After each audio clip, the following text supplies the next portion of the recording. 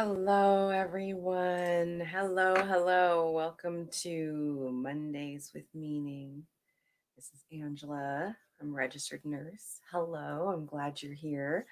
Let's go kind of slowly. And as you're coming in, please say hi, leave a comment so that I know you're here.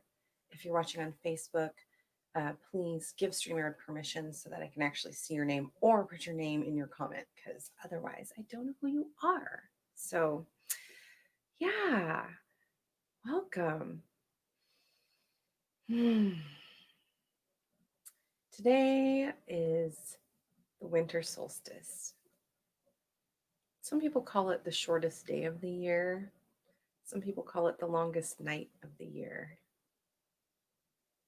I don't know what the difference is exactly. I think I like the longest night of the year because it feels really cozy and quiet. And I typically celebrate the solstices and equinoxes more than I celebrate the traditional holidays right around them.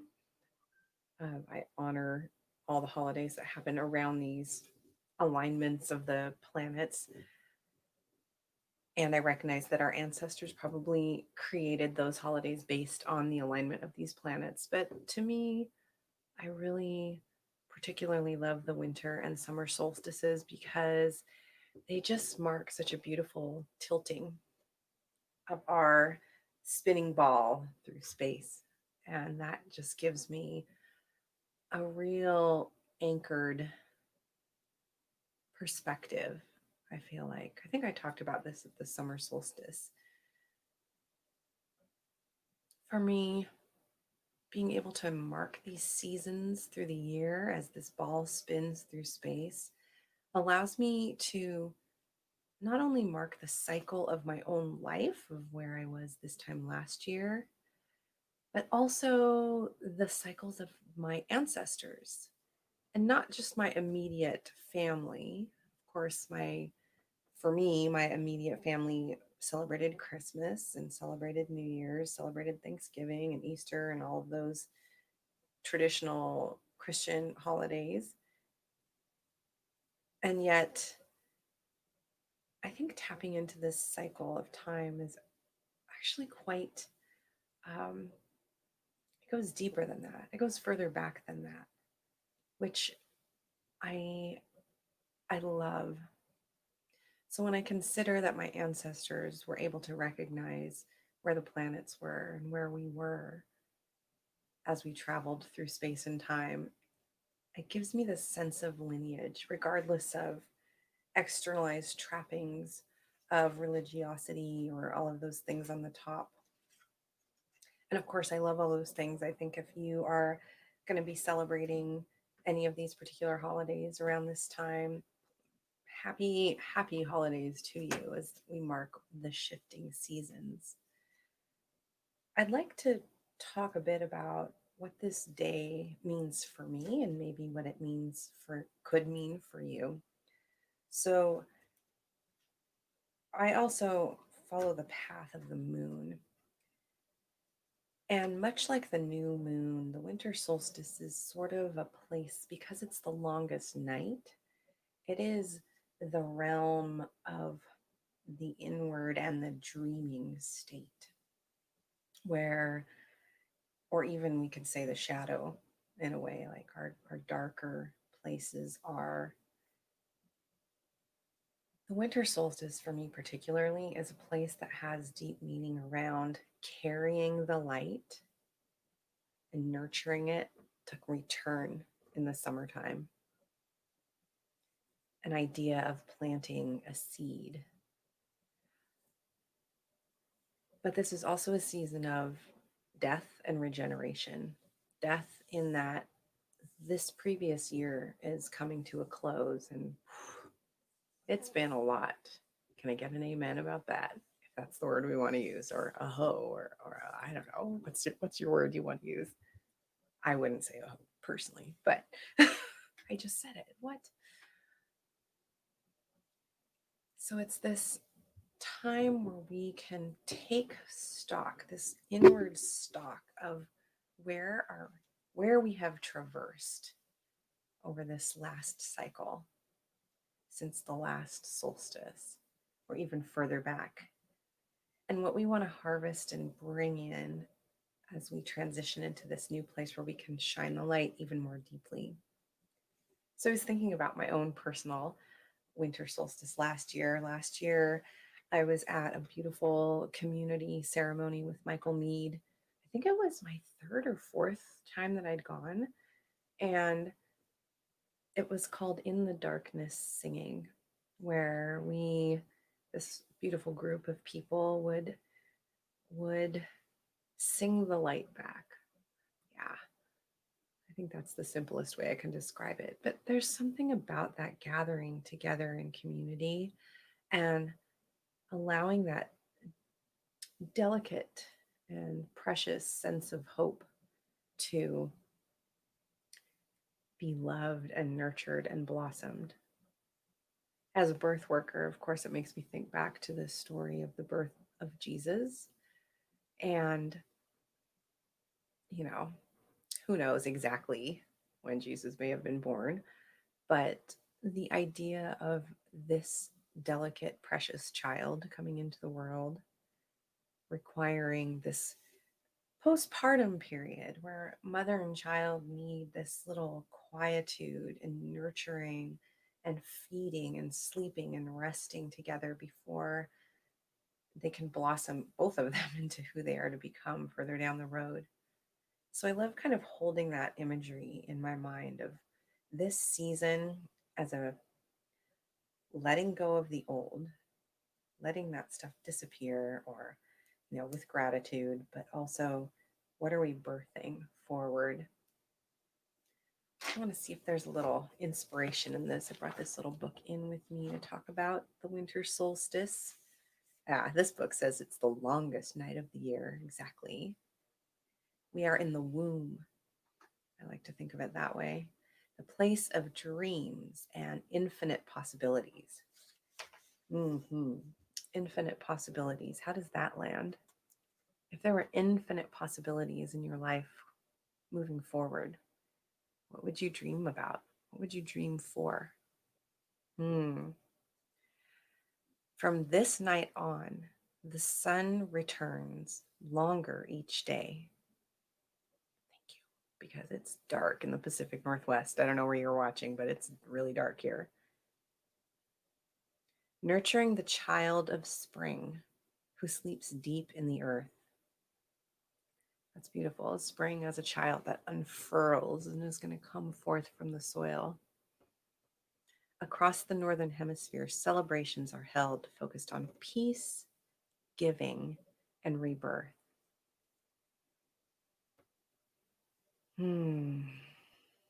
Infinite possibilities. What might your life look like if you had peace reigning within it and within your relationships? If there was a sense of generosity and giving, and not that sense of please go to Walmart and buy all the toys to give to somebody. No, I mean, that's part of it, I suppose. But what are ways that we can give more fully of ourselves, give more love, care more, and rebirth? That's a really powerful statement of rebirth in my mind. Like, what is wanting to birth through you, or who are you becoming? While we fully accept and love who we are, even right now in this place and time, what is emerging in the spring? Where do we want this to open up into? The earth right now and the cycle right now is asking us to look within and to notice. There's my little temple bell going off.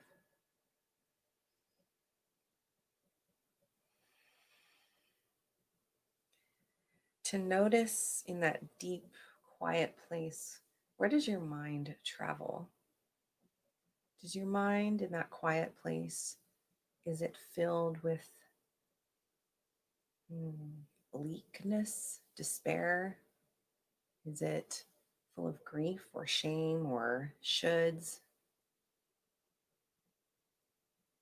Maybe it's time to let that go. In that quiet place, can you find a sense of peace, a sense of compassion, a sense of hope, a sense of connection, a sense of um, allowing yourself to dream that it could be different or better? Yeah? Does that resonate with anyone? What might you hope for? What might be lurking in that still, quiet place? We can only create the future of love and sustainability we seek by having a clear vision of where we are going. This is a beautiful time to have some kind of connected visioning together. So maybe you would like to talk with your beloveds today, or over the Christmas holiday, or any other holidays that you celebrate over this little time of like, what might they hope for?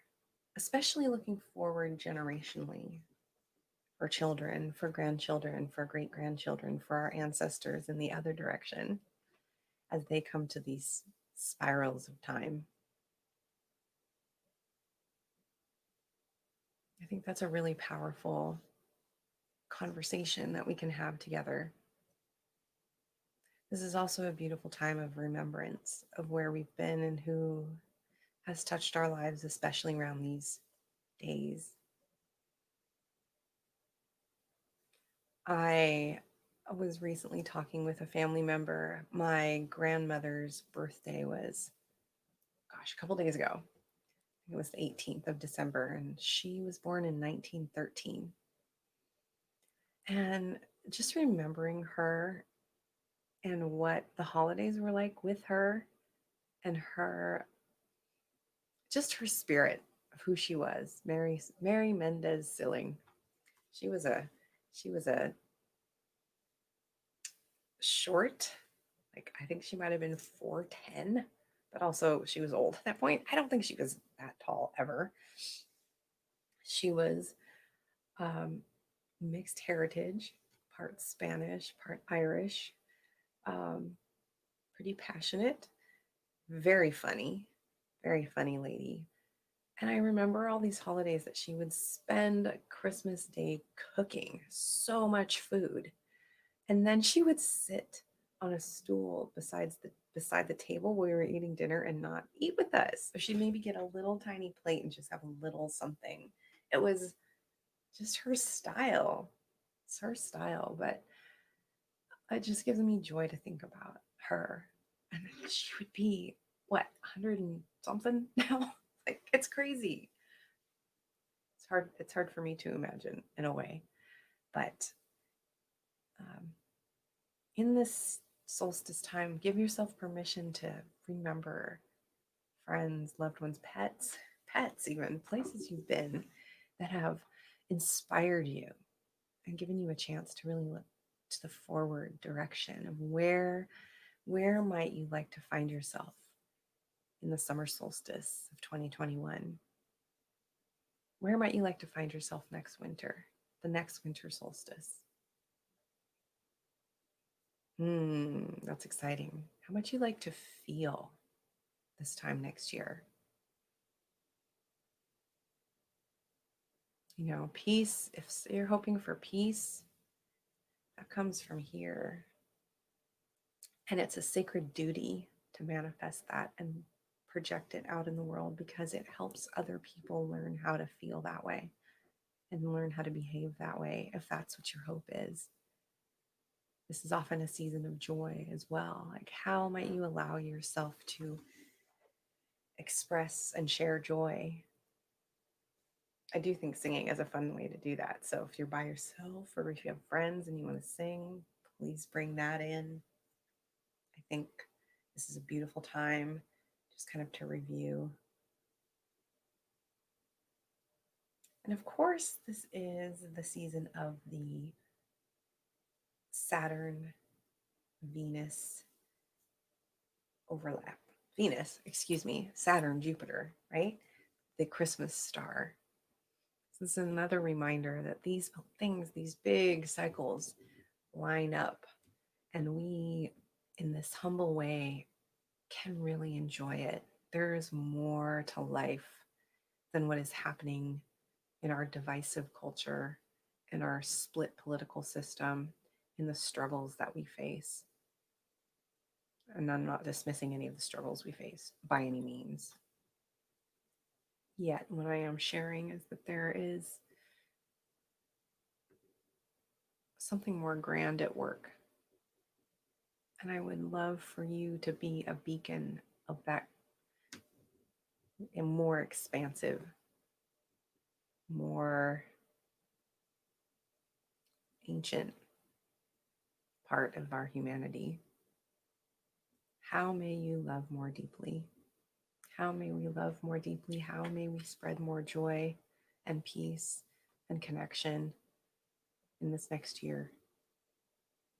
That's my hope. Well, thank you for watching.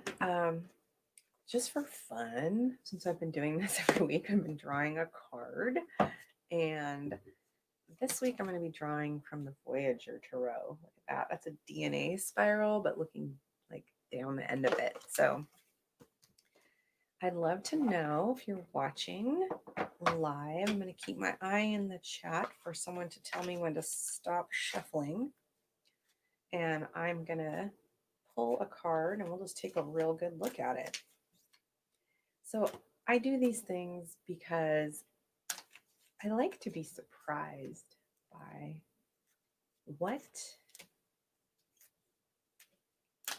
how I might interpret things. How might I make meaning from things that appear in my life? And this is a tool, a contemplation tool for me. Stop. I got it. I got it. Okay. I got 2 piles. Which one am I going? Hi, Shelly. Boop, boop, boop, boop. Left, right. What am I doing?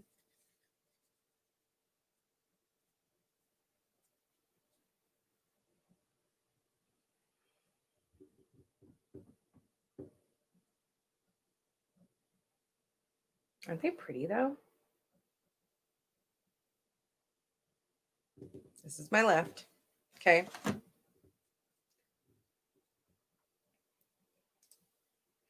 Woohoo. Do I take the one from the top or is it a different one? Is it this one?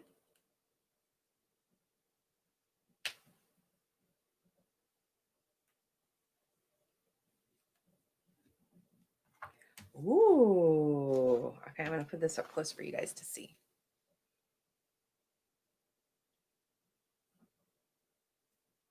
Wow, look at that card. Can you see that? It has a child's hand. It has a gnarled, old, withered hand. It has a rose in the center. It has a sun. It has poppies or California poppies in the bottom and maybe a piece of petrified wood. The redwoods. That seems divinely perfect. Okay, this card is called Growth. You know, it's hard to see it in the light. Can you guys see that? Growth. It is a 10 of wands. So I am not a tarot expert by any means, but my understanding is wands are about will, right? Magic wand, we're making things appear. So growth with the wand seems profoundly important for this magical time. So let me see if I can get just a little bit of information. I'm going to turn this light on so I can see better.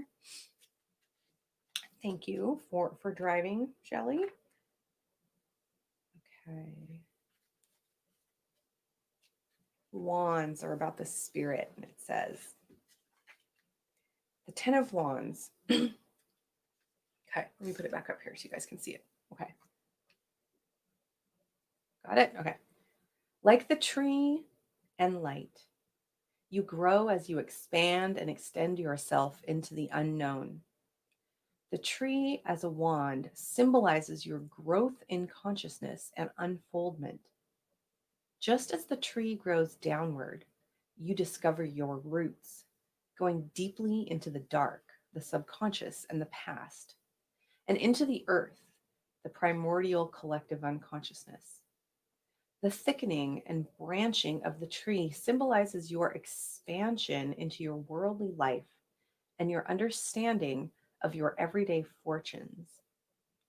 The tree also grows upward, representing your spiritual development and your attainment. Better turn the page on. Your attainment of higher consciousness and knowledge of the future. Through growth, you flower like the rose, shine like the star, and tower like the redwoods. That feels absolutely perfect for today. So thank you to the Voyager Tarot again. That's such a beautiful deck. I have to say this is my first deck that I ever owned. I've had this one since 92 or 93. Is that even possible? When was this thing published? Let's see. It's been a while, I'll tell you that. Well, this was published in 86. So for sure I've had this for a long time. Also, it's kind of falling apart. But it's a beautiful deck with a beautiful collage and sweet, sweet meaning. So growth, the theme for solstice, the winter solstice 2020. I love it. All right, my friends, blessings today. I'm really grateful for your showing up. Just a little business reminder is that the Full Spectrum Vitality Collective is currently open for enrollment. We are starting our second collective at the first of the year. And if you're considering it, I'd love to just chat with you a little bit more and tell you what we're up to, and how it might be a good fit for you if it is. So, yeah. Anyway, I look forward to talking more, and I'll see you later next Monday. Let me know how your week goes.